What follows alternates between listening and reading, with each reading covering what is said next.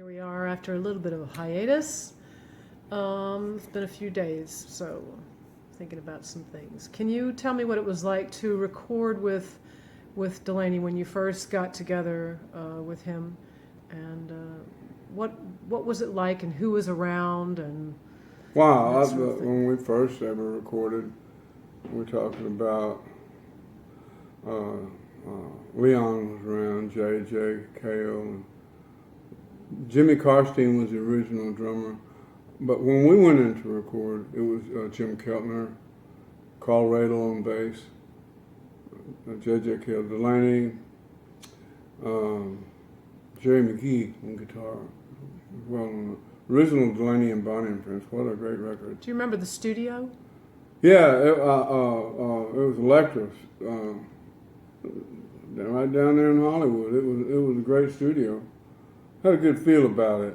Where was that studio? I don't think it's there anymore. I don't remember the exact, down there in Hollywood. Would everybody show up on time, or did you have problems? Oh, Lord, no.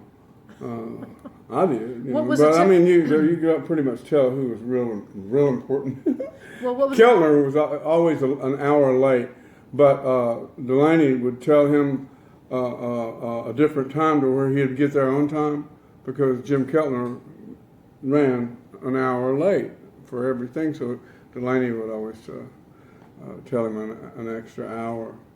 Some people just run that way. What was a typical day like, and how long would you be in the studio with them? Well, he had me there when the doors opened until he went home. Always, always. It was a learning experience for me. He told me, he said, you can just pay attention to what I'm doing and how I do it. And he said, I'm here to teach you. And that's what he would always say that, that he was there to as my teacher, and he was right. I learned a whole lot just by observation, keeping my eyes open, my ears open, my mouth shut, except when I was singing, But it was all real natural when we were recording. It was just like Was there friction in the studio at all, or what? Friction? Did you have any upset in the studio? No. Because there was like these other people, like David Anderley in there. I mean, there was important people on the scene. So Delaney didn't get to showing out until we got back from England. Then he was a big star. And, in his head. In his head, yeah. Meanwhile, he was right. I learned what I learned from Delaney Bramlett. I could never ever recount everything, but I do know this one thing, that when I need something, there's a well and he's a big part of the well of influence. I can go to that well.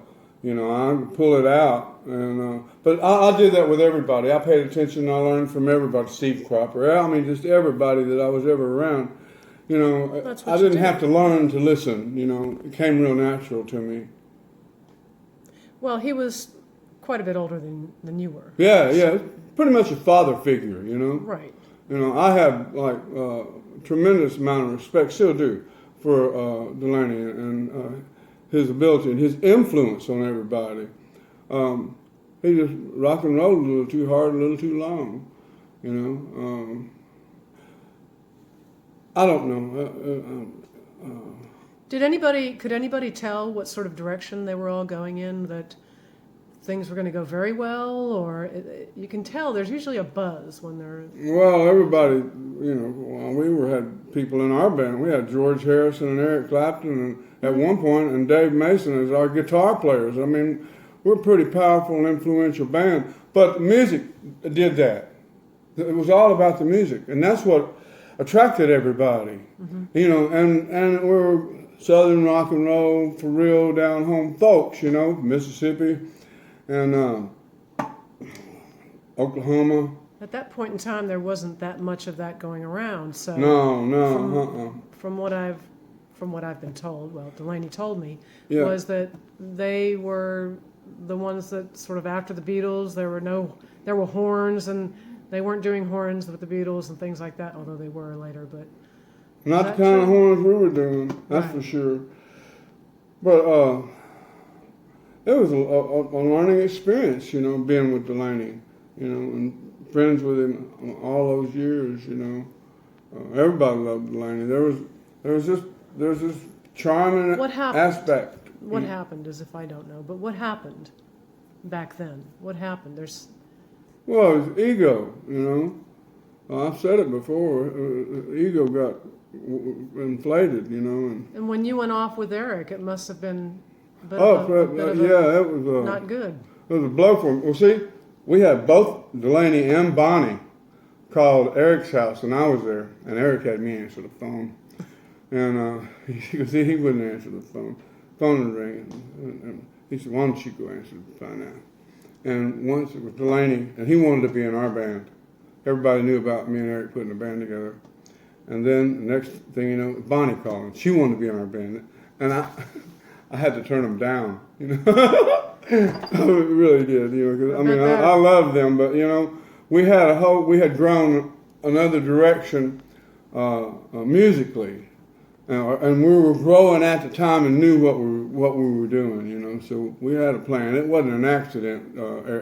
Derek and the Dominoes, Eric and me, you know, we put that thing together. Well, truth be known, he still wanted to get a part of that, so he hadn't managed to get you to sign with him.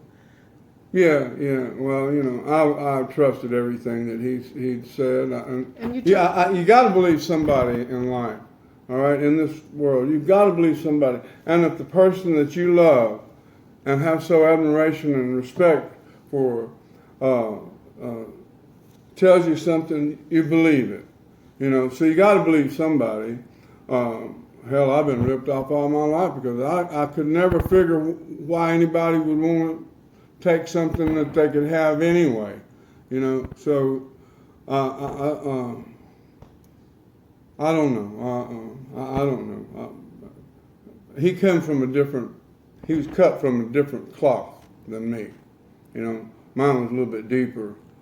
You know, but yeah, he did. You know, he did get publishing thing. You know, I didn't know. I trusted him. I believed everything he had to say.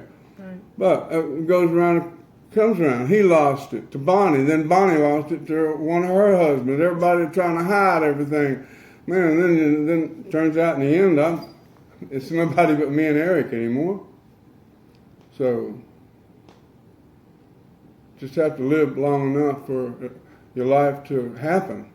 It does come around, doesn't it? It certainly does. I mean, it took a long time before I got my name on Bell Bottom Blues, credited with that.